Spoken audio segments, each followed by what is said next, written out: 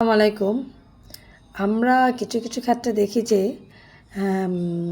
আসামিকে ধরে এনে বিনা কারণে, অনেক সময় বিনা কারণে ওই যে অজ্ঞাতনামা কিছু আসামির নাম থাকে না, তো একজনের সাথে হয়তো একটু গণ্ডগোল হয়েছে, তো সে কী করে, থানা ম্যানেজ করে, পুলিশ ম্যানেজ করে ওই অজ্ঞাতনামা আসামির মধ্যে তাকে ঢুকিয়ে তাকে থানায় নিয়ে আসা হয়।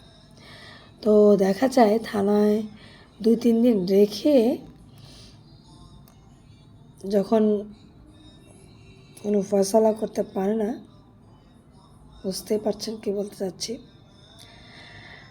তারপরে আসামিকে চালান দেওয়া হয়।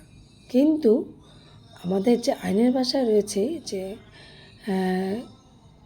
24 ঘন্টার মধ্যে কিন্তু আসামি যখন ধরা হবে বা কোনো কাউকে ধরা হবে, ধরে থানায় আনা হবে, তাকে কিন্তু 24 ঘন্টার মধ্যে মামলা এন্ট্রি করে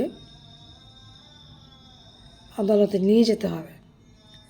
তো কিছু কিছু ক্ষেত্রে দেখা যায় যে 2-3 দিন পরে সেই আসামিদেরকে আদালতে আনা হয়।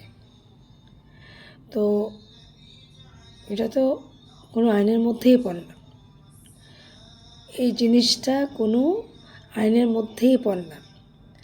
তো এই জন্য যদি জনগণ আরও সোচ্চার হয়, তাহলে দেখা যাবে যে আমাদের দেশ থেকে এই যে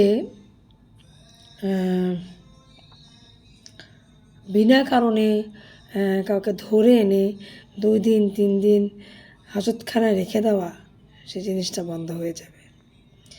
মানুষ যদি একটু প্রতিবাদী হয়, তাহলে এগুলা একেবারেই বন্ধ হয়ে যাবে।